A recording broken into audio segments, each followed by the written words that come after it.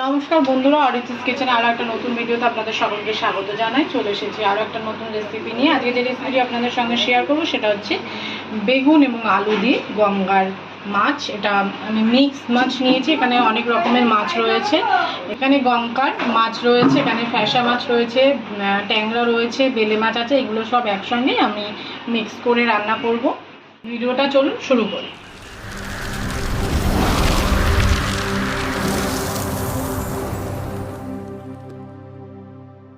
রান্না করার জন্য এখানে কড়াই বসিয়ে দিয়েছি। এবার প্রথমে দিয়ে দিচ্ছি আমি সর্ষের তেল।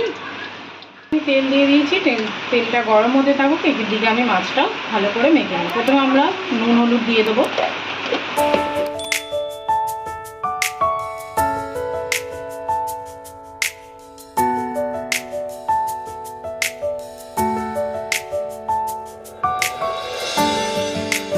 এবার মাছগুলো আমরা একে একে ভেজে নেব।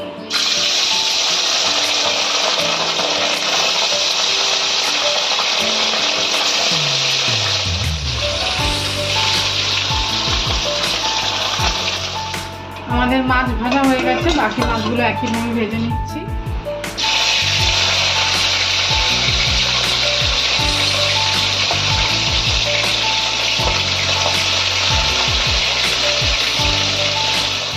ভাজা হয়ে গেছে, এই মাছ ভাজার তেলে আমরা কালো জিরে ফোড়ন দিয়ে দিচ্ছি।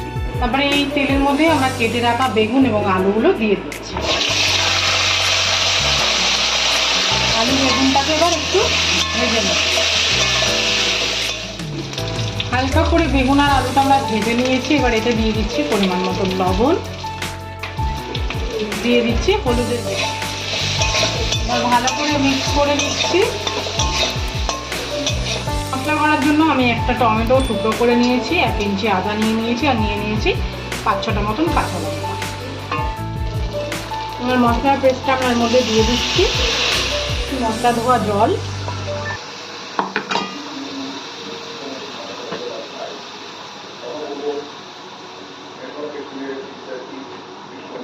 দিয়ে দিচ্ছি ভাজা জিরের গুঁড়ো, আর দিয়ে দিচ্ছি কাশ্মীরি লঙ্কার গুঁড়ো একটু কালারের জন্য। ভালো করে মিক্স করে নিয়ে মশলাটাকে মশলাটাকে কষিয়ে নিতে হবে। ভালো করে মশলা দিয়ে আমরা কষিয়ে নিয়েছি। এবার এর মধ্যে আমরা পরিমাণ মতন জল অ্যাড করব।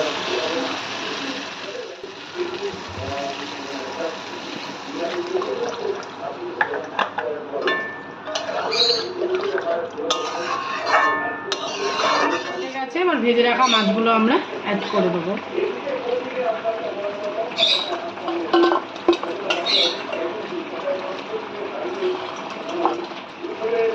হালকা হাতে মিশিয়ে নেব।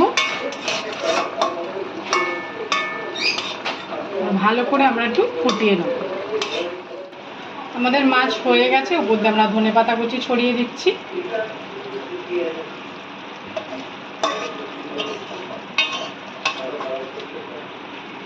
সম্পূর্ণ ভিডিওটা দেখার জন্য সকলকে জানাই ধন্যবাদ। সকলে ভালো থাকবেন, সুস্থ থাকবেন। দেখা হবে নেক্সট ভিডিও।